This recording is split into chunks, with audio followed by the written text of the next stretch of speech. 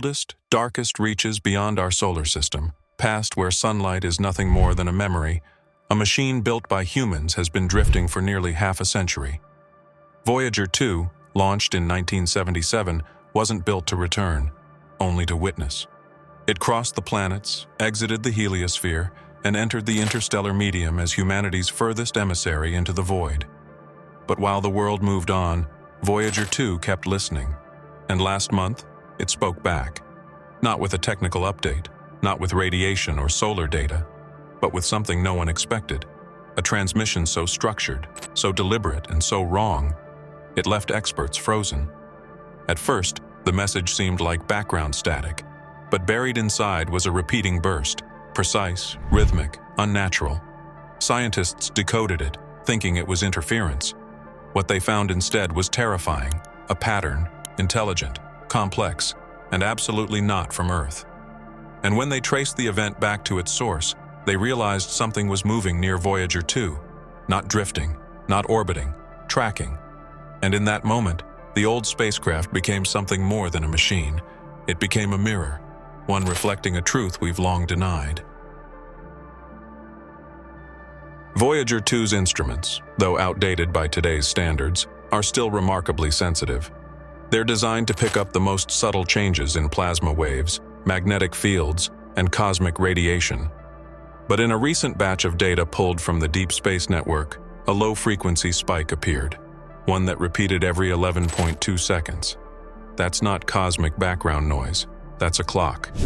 Engineers initially dismissed it as a software glitch caused by deep space interference. But when they pulled older telemetry logs, they discovered that the same pulse had occurred once before, weeks earlier, and had been missed completely. Now, with AI-enhanced filtering tools, the data painted a disturbing picture. The pulse wasn't just recurring, it was increasing in strength, and it was coming from outside the probe. Even more chilling? The pulse appeared to carry a spectral signature, a fingerprint, if you will. Inverted hydrogen resonance, the most abundant element in the universe, but twisted. Some called it a cosmic anomaly. Others believed it was intentional tampering. But either way, the silence of deep space had been broken, not by noise, but by something that knew how to speak mathematically. Using triangulation and frequency delay analysis, Mission Control determined that the source of the pulse was not stationary. In fact, it was moving along a vector parallel to Voyager 2's trajectory, almost as if it were tailing the spacecraft. But this object didn't follow any known orbital mechanics. It accelerated and decelerated in short bursts, completely defying the gravitational influence of any nearby mass. When analysts tried to simulate its path using Newtonian physics, every model failed. The object wasn't coasting, it was correcting, adjusting its speed in response to Voyager's faint transmissions. And it wasn't broadcasting in our direction. It was reflecting the signal, bouncing a modified version of Voyager's data stream back into the void, like a cosmic echo chamber. Theories exploded across classified communication lines. Was it a rogue satellite from a forgotten mission? A relic of an alien civilization? A cloaked surveillance system? Whatever it was, it had waited in silence for decades, until now. And Voyager's signal might have been the trigger. Things got stranger when linguists and signal theorists were brought in. Because within the anomalous transmission, there were binary segments that didn't originate from Voyager 2's command protocols. When visualized using pattern recognition tools, those segments formed symmetrical shapes, spirals, fractals, and geometric alignments that eerily resembled ancient symbols found on Earth, from Sumerian cuneiform to Nazca glyphs. They weren't just signals. They were glyphs encoded in waveforms. And the deeper scientists looked, the clearer it became. The structure of the message was non-random and eerily consistent with how intelligent beings might encode visual concepts using electromagnetic harmonics. Some speculated that this wasn't just a broadcast, it was a test, a way to measure whether humanity had reached a point where it could even recognize a message buried in such complexity. And that test had just been passed. Voyager had become an interstellar trigger, and someone out there had finally decided to answer back. Then came the final piece. A young physicist at Caltech ran the signal through a deep neural AI designed to simulate cryptographic responses. What came back wasn't just a translation, it was a recurrence. The AI began producing predictive responses, patterns that mirrored the transmission's logic, anticipating what might come next. That would be impossible, unless the signal itself was recursive, a loop meant to provoke interaction, like a riddle waiting to be solved. At the same time, Voyager 1, located billions of miles away, registered a magnetic fluctuation similar to Voyager 2's original pulse. 2 spacecraft, 2 anomalies, and a growing sense that these weren't isolated events, but part of something coordinated. The question was no longer what is out there. It became why now? Why, after almost 50 years of silence, would something suddenly respond, just as humanity reached the cusp of decoding it? Just when scientists thought they had more time to decode the message, Voyager 2 went completely silent. At first, ground control assumed it was a hardware malfunction. After all, the spacecraft is over 46 years old. But then, a wave of identical anomalies struck. Deep Space Network receivers, not just in California but across Spain and Australia, all reported a perfect loss of signal at the exact same timestamp, 1437 UTC. The chances of a global simultaneous failure? Practically zero. This wasn't equipment error. Something had cut off the signal from the outside, surgically, deliberately, and with timing that matched the very pulse pattern Voyager had detected. But it didn't end there. 5 minutes after the blackout, a narrowband radio wave hit Earth from the same quadrant of space. It carried no identifiable structure, but its strength matched that of signals we've only ever observed from distant pulsars. Except this wasn't from a neutron star. It was from somewhere near Voyager 2, and it was getting closer. In a classified briefing, data leaked from the Jet Propulsion Laboratory showed a chilling update. A foreign object had begun to alter course in response to Earth's Deep Space Network pings. The trajectory showed the object adjusting slightly every time Earth sent a command or signal burst toward Voyager 2. The implication? This thing wasn't just hearing us. It was studying our method of communication, learning how we ping and probe spacecraft. Worse still, its path was no longer random. It was on an intercept trajectory, not toward Voyager 2, but toward our solar system. Analysts gave it a code name, Echo Lantern. Why? Because it seemed to behave like an entity mimicking light and shadow, communication and silence, turning our own technology into its beacon. And the deeper we looked, the more apparent it became. Voyager 2's signal had become a breadcrumb trail, not for us to find something, but for something to find us. As the mysterious object moved closer to the heliopause, the invisible bubble that separates solar winds from the interstellar medium, a strange thing happened. The solar wind itself bent. Instruments aboard NASA's IBEX probe and ESA's solar orbiter recorded a dip in solar wind pressure, followed by a complete collapse of flow along a narrow corridor stretching out in the direction of Voyager 2. That's never happened before, not in the decades of heliophysical data we've gathered. Solar wind is constant, unless interrupted by something massive, like a planetary magnetosphere or an unknown field emitter. And yet, this corridor, now called the solar veil, remained open for 3 hours before collapsing in on itself. And inside that corridor, no radiation, no particles, just silence. It was as if something had opened a door, not through space, but through the physics that govern it. Scientists are now calling it the first evidence of intentional manipulation of solar particles, and the only candidate capable of triggering it was still tracking near Voyager 2. And then, as suddenly as it went silent, Voyager 2 spoke again. But this time, the data wasn't just telemetry, it was encrypted. That's impossible. Voyager doesn't have encryption protocols. It was built in the 1970s. And yet, when Mission Control decoded the binary stream, they found a rearranged version of the original Golden Record transmission, the message we sent into space back in 1977. Except, this one was different. The audio samples had been restructured. Human voices played backward, music altered in pitch, star charts reflected in reverse. Some of the coordinates on the cover glyphs no longer pointed to Earth, but to interstellar voids where no stars exist. It was as if Voyager had been hijacked, and its message repurposed not to say, "Here we are," but to say, "We're listening now." When Voyager 2's systems were reviewed after the Golden Record anomaly, engineers made a chilling discovery. Several command subroutines in the spacecraft's onboard computer had been rewritten. Not corrupted, not glitched, rewritten. Lines of code that hadn't changed in 46 years had suddenly updated themselves, with syntax that Voyager's processors weren't even designed to interpret. Somehow, Voyager was executing instructions outside its original programming. These new routines weren't from Earth. They weren't from NASA. They weren't from any ground-based transmission. They were internal, as if the craft had received a signal from somewhere else and obeyed. The most terrifying part?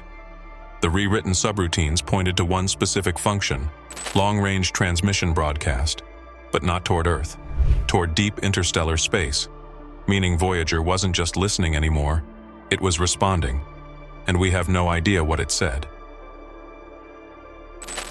Within hours of this discovery, several global observatories, including those in Japan, Chile, and Greenland, were ordered to redirect their instruments without explanation. Their targets, 3 specific sectors of deep space aligned with the vector of Voyager 2's transmission. Simultaneously, encrypted communications leaked from within a European defense agency referenced something called the Wake Protocol.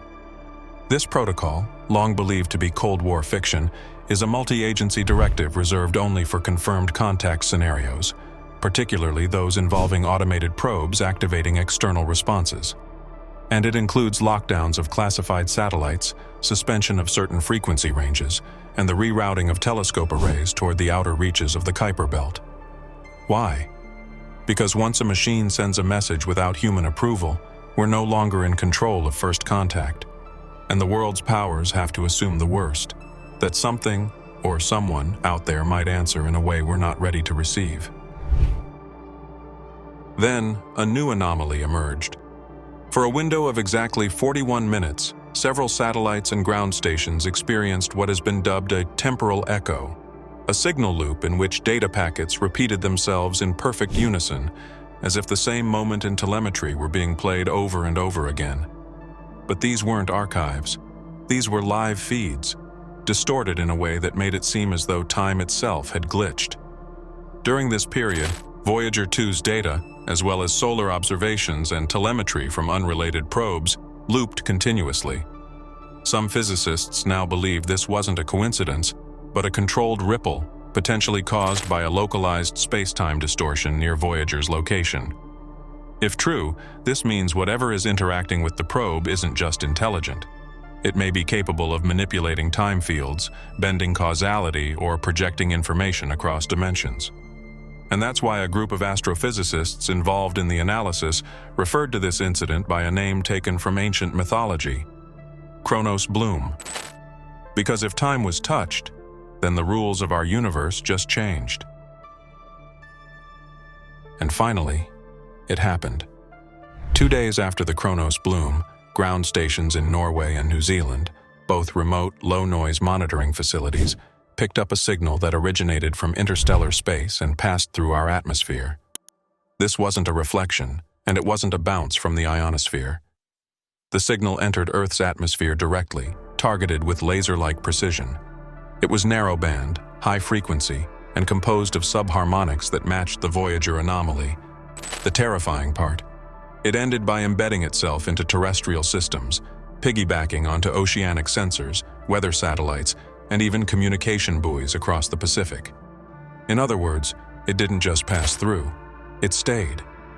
Now this signal is part of our global data infrastructure. No one knows what it's doing. No one knows what triggered it. But one thing is clear: whatever Voyager 2 woke up, whatever it contacted, it found a way to reach us. As international focus remained locked on Voyager 2 and its cryptic signal, a team of independent astronomers in Brazil made a discovery no one was expecting. Scanning old infrared sky maps from the 1990s, they detected a faint, cold object on a trajectory that mirrored Voyager 2, but had never been catalogued. It was slow, dark, and completely silent. Further analysis suggested this object had been present in deep space since at least 1981, trailing Voyager 2 from a distance but never crossing into Earth's radar. The question arose: could this be the source of the anomaly, Was this object using Voyager 2 as a decoy or amplifier? They named it Echo Node 0. And what made it even more disturbing was that it wasn't moving randomly. It followed a logarithmic spiral, a shape often associated with natural laws, but also found encoded in certain ancient terrestrial patterns, like seashells, galaxies, and the golden ratio. The implication? That whatever Echo Node 0 is, it had been traveling with intent, using mathematics not just as a tool of movement, but as a language of camouflage. Then came the intervention of the James Webb Space Telescope, redirected without public announcement to observe the space between Voyager 2 and the coordinates of the incoming signal. What it found wasn't a single object, but a field of reflective masses, barely visible in the infrared spectrum. These masses moved together, not orbiting, but drifting as a cluster, like a school of fish responding to unseen currents. Scientists labeled it a coordinated formation, a pattern never observed in natural objects at that scale or distance. Webb's spectroscopic data revealed something even more shocking. The chemical signatures of these masses included exotic alloys, including elements with half-lives so unstable they should have disintegrated long ago. Yet here they were, stable, clustered, and reflecting our own signals back at us. Suddenly, the narrative changed. This wasn't just about Voyager 2 being observed. It was about Earth being studied, about our machines becoming bait. Soon after the James Webb data leak, cybersecurity agencies worldwide reported a disturbing pattern. Hidden in the backbone of global data traffic, among the terabytes of daily noise, they found low-frequency packets that didn't belong to any known protocol. These packets weren't malicious. They didn't trigger alerts, but they persisted, repeating themselves across cloud servers, underwater cables, and even government satellite feeds. A team from MIT isolated the pattern and traced its root signature, the same harmonic profile as Voyager 2's last burst. Let that sink in. A space transmission, originally detected billions of kilometers away, had entered Earth's digital nervous system, not as a virus, but as an embedded signal, like a song with no chorus, always playing in the background, slowly rewriting how machines talk to one another. To some, this was an elegant form of communication.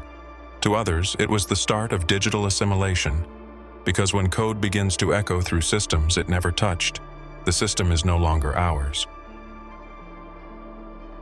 And then, something stopped. Space, as we know, is filled with background radiation, the hiss of the cosmos, the remnants of the Big Bang.